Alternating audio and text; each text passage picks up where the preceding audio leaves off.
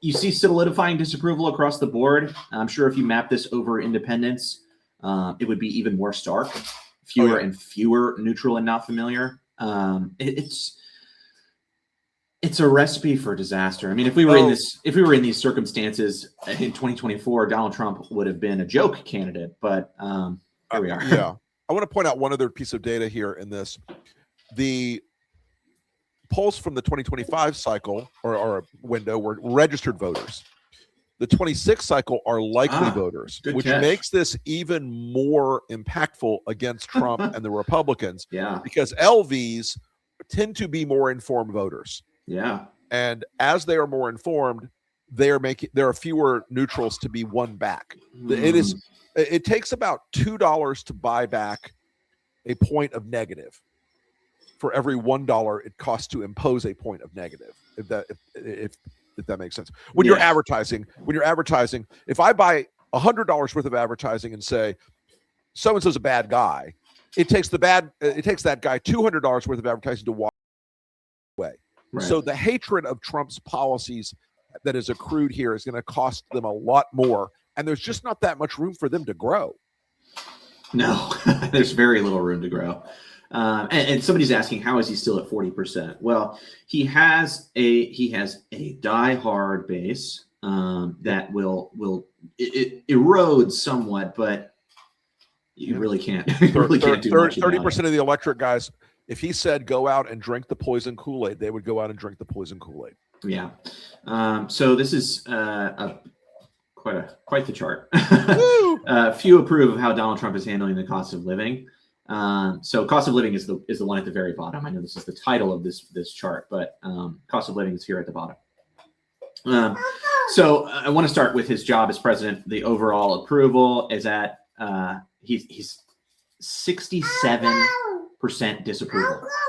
Not going to get a lot of crossover Democrats out of this one. Not going to get no crossover Democrats. Those days are long gone. Yeah. She's trying to spin my chair. She thinks that's funny. I think it's kind of funny. On immigration, he's doing extraordinarily poorly for Donald Trump at 59% disapproval. I think it's pretty massive. Iran, I think that's driving a lot of disapproval right now, regardless of whether or not he says it's over. Yeah. The economy, I mean, 3-1 against. I mean, guys, this is a message to Donald Trump, and the message is beware. Beware. That is a scary number to look at. 80-20 on independence with the economy. Oh, and it's doom. It's absolute doom for any party or president. And we talked about this last week. His plan is to run. The Republicans' plan is to run on the party platform. Yeah, good luck. And not be the Trump party, but that's impossible. Too late. Trump will never allow that to happen. Nope. It just doesn't work that way. And on cost of living, which is the most important issue that most voters say, he's in a devastating position. I mean, independents 87-12, 87% disapproval on cost of living with independents. These numbers, folks, when I tell you these are unprecedented numbers that have never been seen before, I mean it. If you showed me this chart and I had no context, I would think you were just making shit up. Right. I would throw shit at the wall, or this was some sort of push poll or whatever. And so this is approval compared to second term of his predecessors.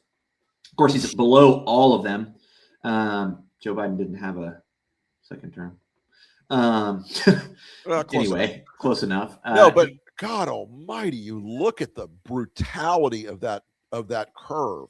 It's just devastating. Right at the start of his term, things started to go downhill.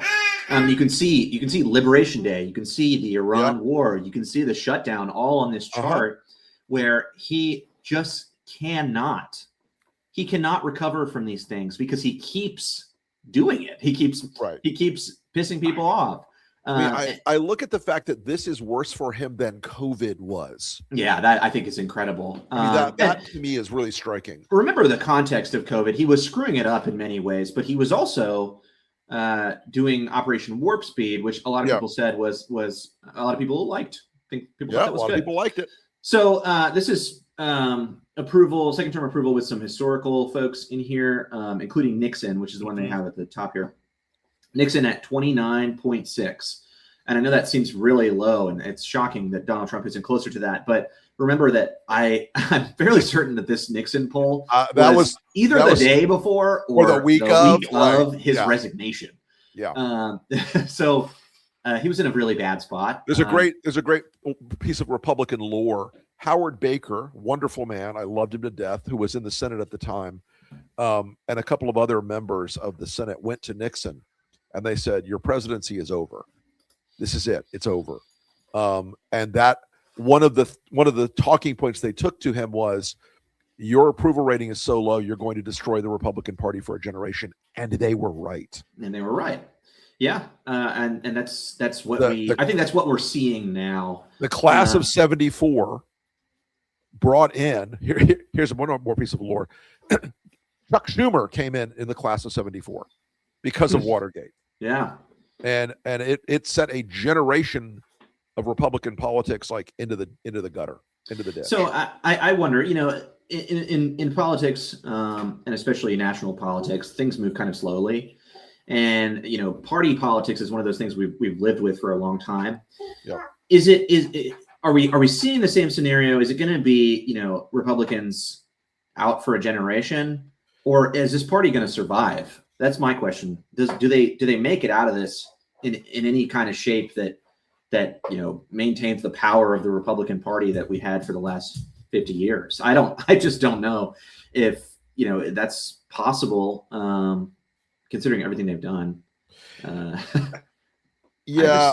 I think I think partisanship in this country was defined ideologically for a long time, and by the middle of Trump's first term, party ideology had disappeared to be subsumed by the personality of Trump as the sort of defining characteristic of what the party itself believed in.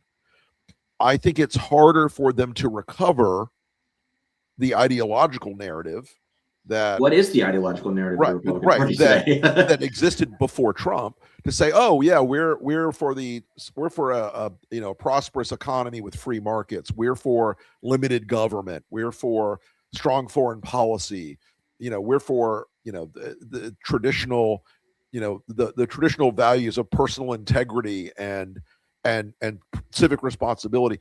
None of that works anymore. They don't want that. And the problem for the Republicans base now is they've been conditioned to worship the orange god.